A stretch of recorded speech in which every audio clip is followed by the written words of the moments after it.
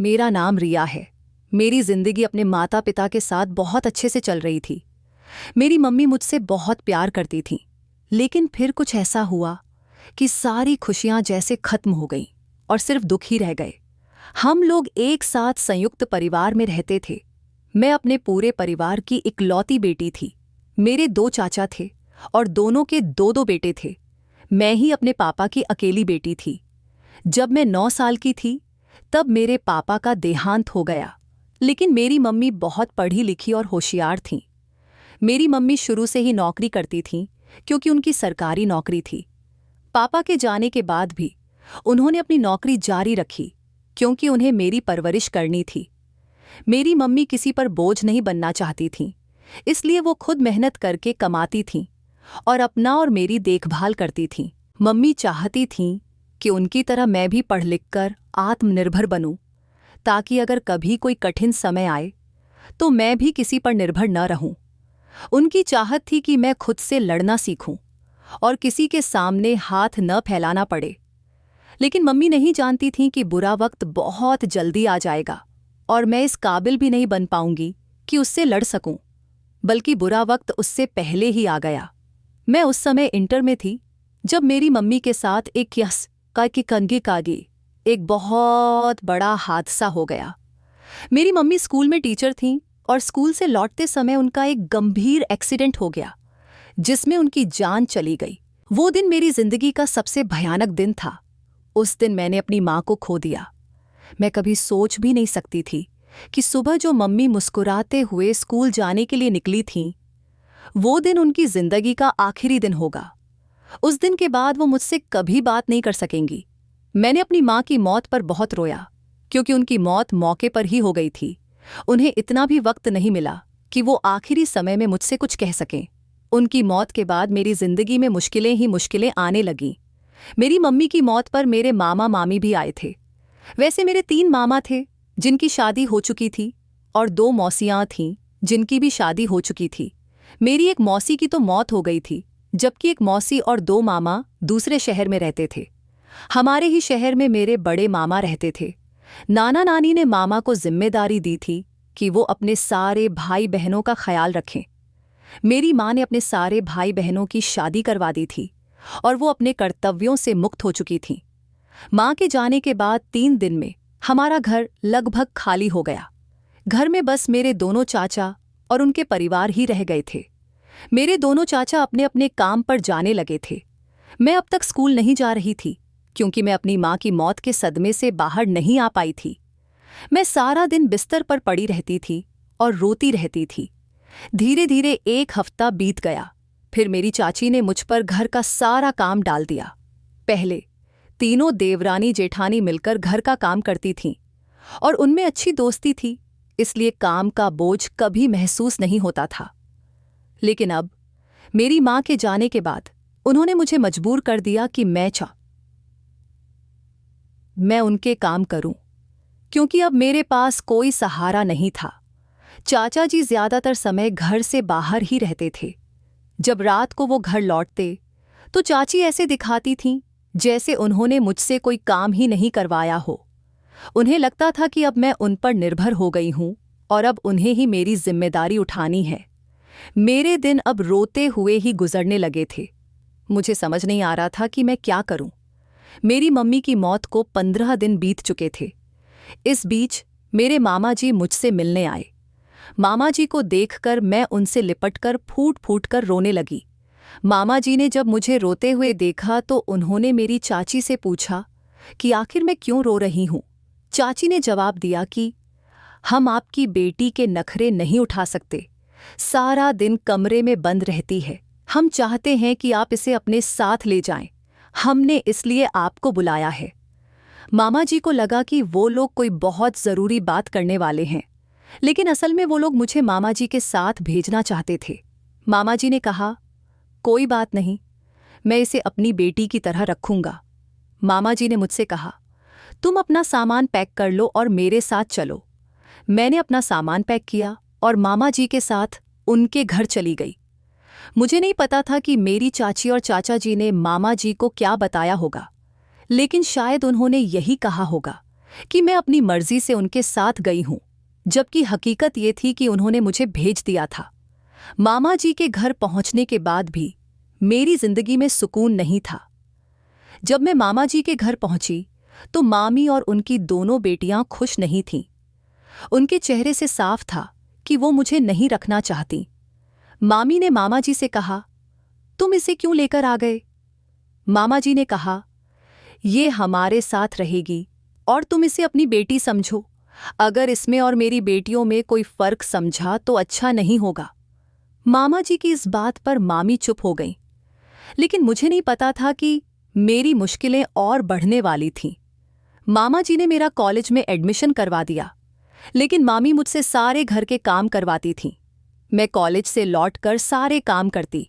मामा जी मामी से और अपनी बेटियों से हमेशा कहते थे कि रिया को कोई परेशानी नहीं होनी चाहिए, उसका हर तरह से ख्याल रखना है। मामी की 2 बेटियां और एक बेटा था। हमारी उम्र में 2-2 साल का ही अंतर था। मामी अपनी बड़ी बेटी नीतू के लिए अमीर घराने का रिश्ता ढूंढ रही थीं, लेकिन अभी तक उन्हें ऐसा कोई रिश्ता नहीं मिला था जो उनके मुताबिक हो। मेरे मामा जी की नौकरी अच्छी थी, लेकिन फिर भी मामी को हमेशा लगता था कि उनके पास पैसों की कमी है। मामा जी ने कभी भी उन्हें किसी चीज़ की कमी महसूस नहीं होने दी थी। फिर भी मामी को लगता था कि उनकी बहू और बेटियां अमीर घरों में जाएं। बचपन से ही मैं बहुत सीधी और सरल स्वभाव की रही हूं। अगर कोई मुझसे ऊंची आवाज में बात करता तो मैं डर जाती थी। इसी वजह से मैंने अपनी मम्मी के मरने के बाद पूरे 15 दिन तक उनकी हर बात को सहा, और जब मामा के घर आई तो मामी की भी हर बात सहन करती रही। मुझे मामी से बहुत डर लगता था, इसलिए उनकी हर बात मानती थी। स्कूल में भी पढ़ाई में बहुत अच्छी थी और वहाँ किसी टीचर ने मुझसे कभी गलत ढंग से बात नहीं की। लेकिन अपने ही रिश्तेदारों की बातें अब मुझे सहनी पड़ रही थीं। कॉलेज की पढ़ाई भी अच्छे से चल रही थी। मम्मी जब जिंदा थीं तो छोटी छोटी बातों पर मुझे डांटती थीं और मैं उनसे बहुत डरती थी। अब मैं हमेशा डरी सहमी रहती थी। मामा के घर आने के बाद नीतू को देखने 1-2 बार लड़के वाले आए थे। मामी मुझे उन लोगों के सामने भी नहीं आने देती थीं, क्योंकि उन्हें डर था कि कहीं लड़के वाले मुझे पसंद न कर लें। जब तक मेहमान चले नहीं जाते मैं कमरे में ही बंद रहती थी। मामी का मेरे साथ व्यवहार बिल्कुल भी अच्छा नहीं था। वे और उनकी बेटियां मुझे छोटी छोटी बातों पर मेरे पड़ती थी, ताने देती रहती थीं। फिर एक दिन नीतू के लिए एक अच्छा और अमीर परिवार का लड़का मिल गया। लड़के वालों ने नीतू को पसंद भी कर लिया था। मामी बहुत खुश थीं कि उन्हें उनकी बेटी के लिए सही रिश्ता मिल गया था। अब दोनों परिवारों के बीच सारी बातें तय हो गईं और नीतू की सगाई की तारीख तय कर दी गई। सगाई वाले दिन मामा जी ने मुझे भी नीतू की तरह अच्छे कपड़े दिलवाए। मामा जी ने मुझसे कहा था कि सगाई में सारे काम मुझे देखने हैं और किसी चीज़ में कोई कमी नहीं होनी चाहिए। मैंने भी उन्हें यकीन दिलाया था कि सब कुछ सही रहेगा। घर में मेहमान आने लगे थे और लड़के वाले अभी नहीं आए थे। मैं कुछ सामान लेकर मामी के कमरे से निकल रही थी, तभी अचानक किसी से टकरा गई। मेरे हाथ से सारा सामान गिर गया। मैंने गुस्से में उस व्यक्ति से कहा, तुम्हें दिखाई नहीं देता क्या? और फिर सामान उठाने लगी। वह मुझे बड़े ध्यान से देख रहा था। उसने अपने चश्मे को हटाकर मुझे गौर से देखा, जैसे उसने इतनी मासूमियत पहली बार देखी हो। मुझे उसका यूं देखना अजीब लगा, इसलिए मैं जल्दी से सामान लेकर चली गई। सगाई का फंक्शन अच्छे से हो गया, लेकिन वह लड़का बार बार मुझे देखता रहा। शायद वह मेरे मामा जी के बेटे पवन का दोस्त था, क्योंकि पवन ने अपने सारे दोस्तों को इनवाइट किया था। नीतू की शादी की तारीख भी कुछ दिन बाद तय हो गई थी। शादी की तैयारियों में मैं मामी का हाथ बंटा रही थी, लेकिन इसके चलते मैं कॉलेज नहीं जा पा रही थी और पढ़ाई भी छूट गई थी। मामी का ध्यान शादी पर था, इसलिए मुझे ताने नहीं सुनने पड़ रहे थे। शादी वाले दिन मैं कामों में इतनी व्यस्त थी कि कई चीजें याद ही नहीं रहती। मैं नीतू के कपड़े रखकर भूल गई थी, क्योंकि मुझ पर काम का बोझ इतना ज्यादा था कि दिमाग साथ नहीं दे रहा था। जब मामी को इस बात का पता चला तो वे बहुत गुस्सा हो गईं। उन्होंने मुझे मेहमानों के सामने बुलाया और डांटने लगी, जैसे वे मुझ पर बहुत बड़ा एहसान कर रही हों। मामी ने कहा, तुम्हारी माँ मर गई और तुम हमारे सर पर आ गई हो। एक काम भी तुमसे ठीक से नहीं होता। मामी की ऐसी बातें सुनकर मेरा दिल टूट गया। रोते हुए अचानक मेरी नज़र कमरे में रखे संदूक पर पड़ी। मुझे याद आया कि मैंने कपड़े वहीं रखे थे। संदूक खोलकर देखा तो कपड़े मिल गए। मैंने जल्दी से कपड़े मामी को दे दिए, लेकिन रोती हुई कमरे से बाहर निकलने पर फिर उसी लड़के से टकरा गई। इस बार मुझे गुस्सा आ गया और मैंने उसे डांटते हुए कहा, तुम्हें कोई और काम नहीं है? हमेशा मुझसे टकराते रहते हो। मेरी बातों पर उसे गुस्सा आ गया था, क्योंकि उसके चेहरे पर साफ गुस्से के भाव दिख रहे थे। हालांकि मेरा असली गुस्सा उस पर नहीं था, बल्कि मामी की बातों पर था। जब टक्कर हो गई तो मैंने सारा गुस्सा उसी पर निकाल दिया और अपने कमरे में जाकर जोर जोर से रोने लगी।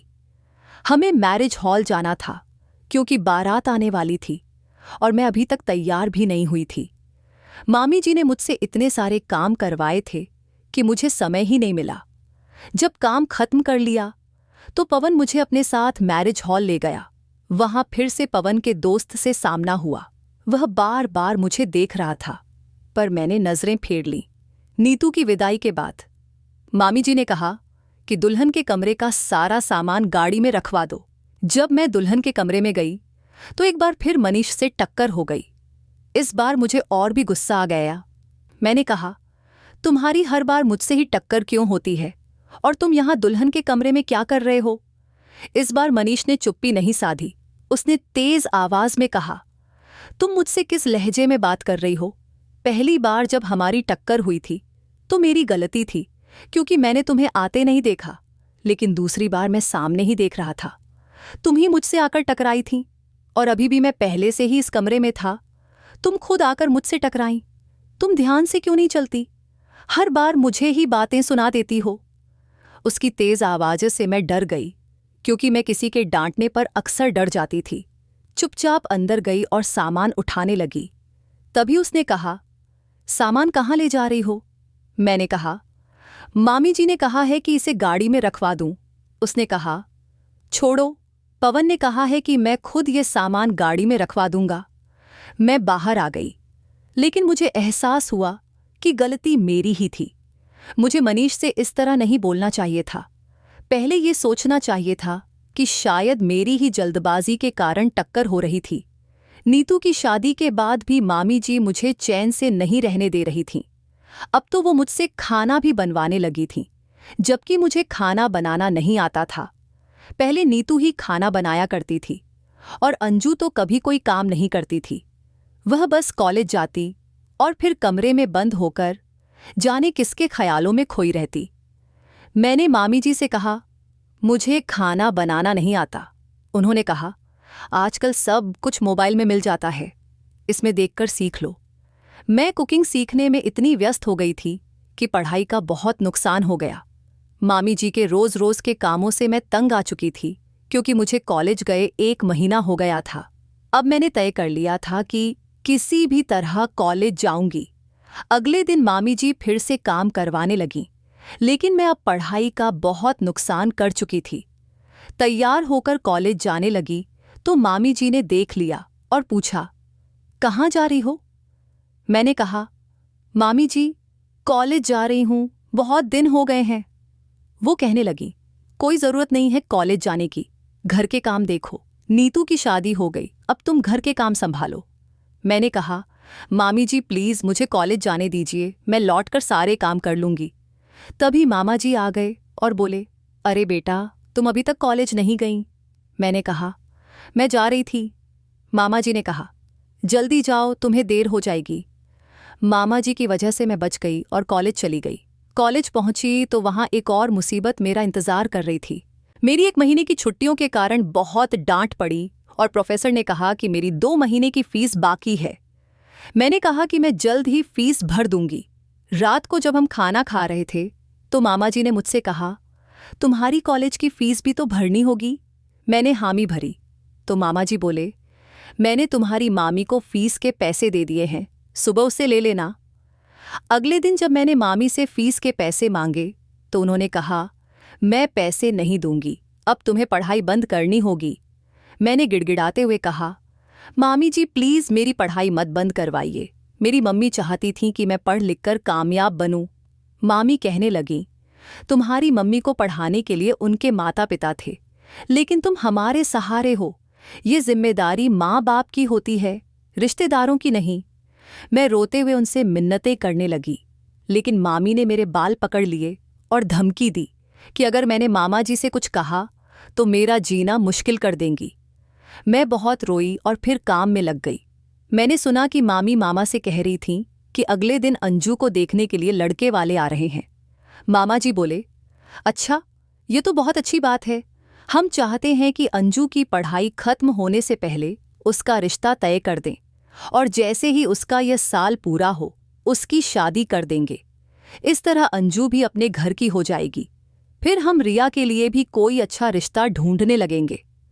मामी जी इस बात से फिर से गुस्से में आ गईं। अगले दिन मैं डरते हुए कॉलेज चली गई। उस दिन प्रोफेसर ने मेरी बहुत बेइज्जती की। वह बार बार मुझसे फीस के बारे में पूछ रहे थे, लेकिन मेरे पास फीस नहीं थी, तो मैं उन्हें कहाँ से देती। मेरे एग्ज़ाम भी पास आ रहे थे और फीस देना बहुत ज़रूरी था, क्योंकि अगर मैं फीस नहीं भरती तो मुझे एग्ज़ाम में बैठने नहीं दिया जाता। उस दिन मैं कॉलेज से बेइज्जती के साथ घर आई। जैसे ही मैं घर पहुंची, मामी जी ने कहा, जल्दी से काम में लग जाओ। कपड़े बदलते ही मैं काम करने लगी, क्योंकि अंजू को देखने लड़के वाले आए हुए थे। मैंने मेहमानों को नाश्ता परोसा, लेकिन मामी जी ने मुझे मेहमानों के सामने आने से मना कर दिया। मैं चुपचाप किचन में खड़ी थी। तभी अंजू रोती हुई किचन में आई। उसे इस हालत में देख मैं घबरा गई और पूछा, अंजू क्या हुआ? तुम क्यों रो रही हो? अंजू ने मेरा हाथ झटकते हुए कहा, मुझे नहीं पता था कि तुम मेरे साथ ऐसा कर सकती हो। मम्मी तुम्हारे साथ सही करती हैं, तुम्हारे साथ ऐसा ही होना चाहिए। मैंने हैरान होकर कहा, अंजू तुम क्या कह रही हो? मैंने ऐसा क्या कर दिया? अंजू बोली, तुम जानती हो कि मैं मनीष से कितना प्यार करती हूँ। जब उसकी मम्मी ने कहा कि वह हमारे घर रिश्ता लेकर आ रही हैं, तो मुझे लगा कि मनीष मेरे लिए ही आ रहा है। हमारी अच्छी दोस्ती थी और मैं उसे पसंद करती थी, लेकिन आज जब उनकी मम्मी ने तुम्हारे लिए रिश्ता मांगा तो मैं चौंक गई। तुमने मेरी जिंदगी बर्बाद कर दी। मैं तुम्हें कभी माफ़ नहीं करूंगी। मैंने अंजू को समझाने की कोशिश की कि इसमें मेरी कोई गलती नहीं है, पर उसने मेरी बात सुनी ही नहीं। वह रोते हुए वहां से चली गई। मामी ने भी मुझे डांटा, क्योंकि मामी जानती थी कि अंजू मनीष को पसंद करती है। फिर भी मनीष के घर से मेरे लिए रिश्ता आ गया था। मैं पहले ही परेशान थी और अब मामी और अंजू के तानों से और भी दुखी हो गई थी। रात को जब मामा जी घर आए तो मामी ने सारा किस्सा उल्टा बताकर कहा कि मेरा मनीष के साथ अफेयर चल रहा है और मैंने उसे अपनी बातों में फंसा लिया है। मामा जी ने मुझे बुलाकर कहा, बेटा मनीष के घर से तुम्हारे लिए रिश्ता आया है। क्या तुम ये शादी करना चाहती हो? क्या तुम मनीष को पसंद करती हो? मैंने मामा जी से कहा, नहीं मामा जी, मैं मनीष को पसंद नहीं करती और मेरे और उसके बीच कुछ भी नहीं है। मैं ये शादी नहीं करना चाहती। जब मैंने ये बात कही तो मामी के चेहरे पर खुशी झलकने लगी। उन्होंने तुरंत मनीष की मम्मी को फ़ोन करके मना कर दिया। मगर अगले दिन मनीष की मम्मी फिर हमारे घर आईं और मामा जी से बात की। उन्होंने कहा, मेरा बेटा आपकी भांजी को पसंद करता है और वह उसे बहुत खुश रखेगा। मामा जी ने जवाब दिया, हमारी भांजी आपके बेटे को पसंद नहीं करती। उसने इस रिश्ते के लिए मना कर दिया है। लेकिन मनीष की मम्मी ने फिर भी कहा, मैं बड़ी उम्मीद से आपके पास आई हूं, एक बार अपनी भांजी को समझाकर तो देखिए। मामा जी ने मुझे बुलाया और कहा, बेटा मैं जानता हूं कि तुम्हारी मामी तुम पर गलत इल्ज़ाम लगा रही हैं, लेकिन तुम इस रिश्ते के लिए मना कर रही हो ताकि वो इल्ज़ाम सच न हो जाए। मैं तुम्हें अच्छे से जानता हूं, तुम बहुत सीधी हो। ये रिश्ता तुम्हारे लिए अच्छा है। मामा जी की बात सुनकर मैं चुप रही। मामा जी ने मनीष की फैमिली को हाँ बोल दिया, पर मैं पढ़ाई जारी रखना चाहती थी और अभी शादी में 1 साल बाकी था, तो मैंने सोचा तब तक तो पढ़ाई जारी रख सकती हूँ। अगले दिन बिना फीस के ही मैं कॉलेज गई। प्रोफेसर ने फिर मुझसे फीस के लिए कहा और इस बार सख्त लहजे में बोले, कल से कॉलेज मत आना। जब तक फीस भर नहीं देती। कॉलेज में बैठकर मैं रोने लगी। घर में अंजू मुझे अपना दुश्मन समझने लगी थी और मामी भी मुझसे यही कहती रहती थी कि मैंने उनकी बेटी की खुशियां छीन ली हैं। कॉलेज में भी मुझे सिर्फ एक दिन की मोहलत मिली थी। मैं बहुत परेशान थी कि अब क्या करूं। तभी मेरे कॉलेज का एक लड़का मेरे पास आकर बैठा और पूछा, क्यों रो रही हो? मैंने कहा, तुम तो जानते ही हो कि क्यों। उसने कहा, हाँ, कई दिनों से देख रहा हूं प्रोफेसर तुम्हारी बहुत बेइज्जती कर रहे हैं। तुम मजबूर हो इसलिए फीस नहीं भर पा रही हो। कोई बात नहीं, मैं तुम्हारी मदद कर सकता हूं। उसकी बात सुनकर मैं हैरान हो गई और पूछा, तुम मेरी मदद कैसे कर सकते हो? उसने अपनी जेब से Rs40,000 निकाल कर मुझे दिए और बोला, ये लो, अपनी फीस जमा कर दो। मैंने तुरंत मना करते हुए कहा, नहीं, मैं ये पैसे नहीं ले सकती। वह बोला, रख लो, मुझे अपना दोस्त समझो। आखिर मैं भी तो तुम्हारे साथ पढ़ता हूं और तुम्हें इस तरह रोज प्रोफेसर से बेइज्जत होते नहीं देख सकता। मैंने फिर से कहा, लेकिन वह मुझे टोकते हुए बोला, लेकिन वेकिन कुछ नहीं, अभी अपनी फीस जमा करो। जब तुम्हारे पास पैसे हो जाएं तो मुझे लौटा देना। उसकी बात सुनकर मेरी आंखों में उम्मीद की चमक आ गई। मैंने कहा, तुम्हारा बहुत बहुत धन्यवाद। यह एहसान मैं कभी नहीं भूलूंगी। मैं जल्दी ही पैसों का इंतजाम कर तुम्हें लौटा दूंगी। उसने मुझे फिर से याद दिलाया, पहले अपनी फीस जमा कर दो। मैंने उसके दिए पैसे लिए और तुरंत कॉलेज जाकर फीस जमा कर दी। अक्षय ने मेरी बहुत बड़ी समस्या हल कर दी थी और अब मैं सुकून से पढ़ाई कर सकती थी। मामी को ऐसा लगता था कि मैंने फीस जमा नहीं की, इसलिए वह मानती थीं कि एक दिन कॉलेज से मुझे निकाल दिया जाएगा। मगर अब अक्षय ने मेरी मदद कर दी थी और मैं निश्चिंत हो गई थी। अगले दिन जब मैं घर गई तो मामी और अंजू मुझे देखकर गहरी सोच में पड़ गईं। उन्हें ताज्जुब हो रहा था कि मेरी आंखों में आंसू क्यों नहीं थे। उन्हें हर बार यही लगता था कि बिना फीस के मुझे कॉलेज से बाहर कर दिया जाएगा। मैंने अब पढ़ाई पर ध्यान देना शुरू कर दिया था। 2-3 दिन तक जब मैं कॉलेज गई तो अक्षय कॉलेज नहीं आया। उसके दोस्तों से पता चला कि उसकी तबीयत ठीक नहीं है। फिर भी मेरे दिमाग में एक ही बात चल रही थी कि मुझे किसी तरह अक्षय के पैसे वापस करने होंगे। मैंने तय कर लिया था कि मामा जी से ही बात करूंगी, क्योंकि मैं पढ़ाई जारी रखना चाहती थी। हालांकि मामा जी शहर से बाहर थे, इसलिए मैं पैसों का इंतजाम नहीं कर पा रही थी। 3 दिन बाद जब मैं कॉलेज पहुंची तो अक्षय भी वहां आया हुआ था। छुट्टी के बाद उसने मुझे बात करने के लिए दूसरी क्लासरूम में बुलाया। मैं थोड़ी घबराई हुई वहां गई। अक्षय ने सीधे सवाल किया, तुम मुझे मेरे पैसे कब लौटा रही हो? मैंने कहा, मुझे कुछ दिन का वक्त दो, मामा जी से पैसे लेकर लौटा दूंगी। वह अभी शहर से बाहर हैं। उसने गंभीर होकर कहा, तुम्हारे पास सिर्फ 2 दिन का समय है। अगर तुमने 2 दिन में पैसे नहीं लौटाए तो तुम्हें मेरे बिस्तर तक आना होगा। उसकी यह बात सुनकर मेरे होश उड़ गए। मैंने घबराकर कहा, ये कैसी बेहूदी बातें कर रहे हो? तुमने तो कहा था कि जब मेरे पास पैसे हों तभी दूंगी। अब अचानक से क्यों दबाव डाल रहे हो? वह बोला, मैं ऐसा ही हूं। शुक्र मानो कि मैंने वक्त पर तुम्हारी मदद की, वरना तुम अब तक कॉलेज से बाहर हो चुकी होती। मैंने थक कर कहा, ठीक है, मैं कोशिश करूंगी। लेकिन मन ही मन में बहुत परेशान हो गई थी। जब मैं घर पहुंची तो बेहद तनाव में थी।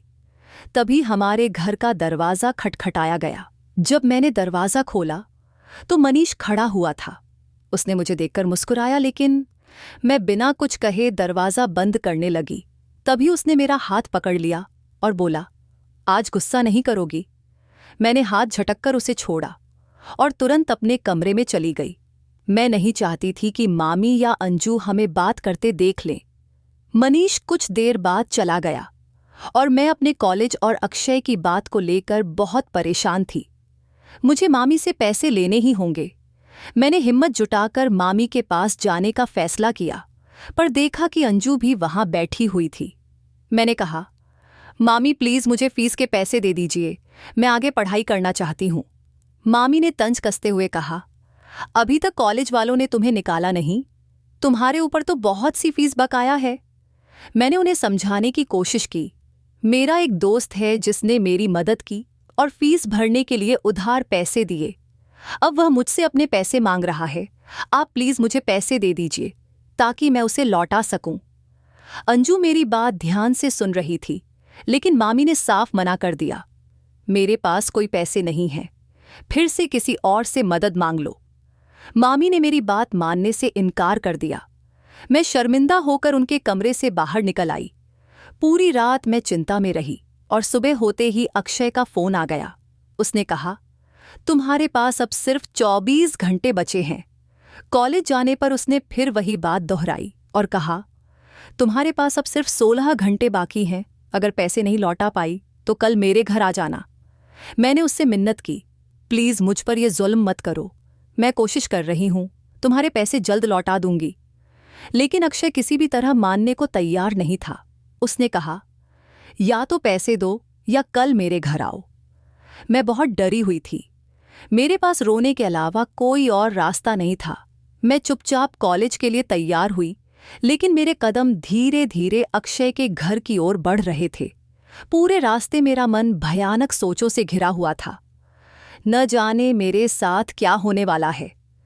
जब मैं अक्षय के घर पहुंची तो वह मुझे देखकर बहुत खुश हो गया। उसने कहा, क्या हुआ, पैसों का इंतजाम नहीं हुआ? मैंने उससे कहा, थोड़ा और समय दे दो, मैं पैसे लौटा दूंगी। लेकिन वह बोला, अब और समय नहीं मिलेगा, अब तुम्हें मेरे बिस्तर तक आना पड़ेगा। यह कहकर जब उसने मेरे कंधे पर हाथ रखा तो अचानक किसी ने उसे धक्का दे दिया। मैंने पलटकर देखा तो मनीष खड़ा था। उसने अक्षय का कॉलर पकड़ लिया और उसे मारना शुरू कर दिया। मैं डर गई थी। मनीष ने अक्षय को काफी मारा। अक्षय बार बार कह रहा था, इसने मुझसे पैसे लिए थे और अब वापस नहीं दे रही। तब मनीष ने अपनी जेब से पैसे निकाले और अक्षय के मुंह पर फेंकते हुए कहा, अगर तुमने किसी भी लड़की को इस तरह ब्लैकमेल करने की कोशिश की तो अंजाम बुरा होगा। मैं तुम्हें अभी पुलिस के हवाले कर सकता हूं। मनीष ने मेरा हाथ पकड़ा और मुझे वहां से ले आया। वो बहुत गुस्से में था, लेकिन मुझसे कुछ नहीं कह रहा था। मैं बस लगातार रोए जा रही थी।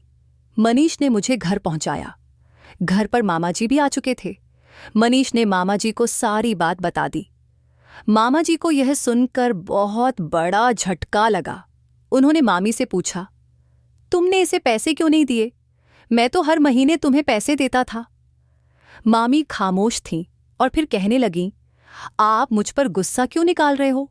कौन जानता है कि इसका कॉलेज में किसी लड़के के साथ चक्कर चल रहा हो। तभी मनीष ने कहा, यह मजबूरी में उस लड़के के घर गई थी क्योंकि उसने फीस के पैसे दिए थे और अब उसे ब्लैकमेल कर रहा था। मनीष ने अंजू की तरफ देखा और कहा, अंजू, तुमने मुझे 3 दिन से बेवकूफ बना रखा था। तुमने मुझे झूठे सबूत दिखाए, लेकिन मेरा मन नहीं मान रहा था, इसलिए मैंने रिया पर नजर रखी।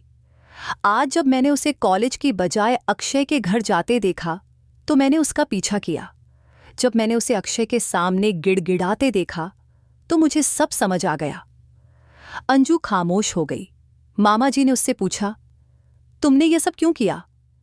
अंजू ने जवाब दिया, मैं मनीष से प्यार करती हूं और उससे शादी करना चाहती थी, लेकिन मनीष ने रिया को चुन लिया, इसलिए मैंने यह सब किया।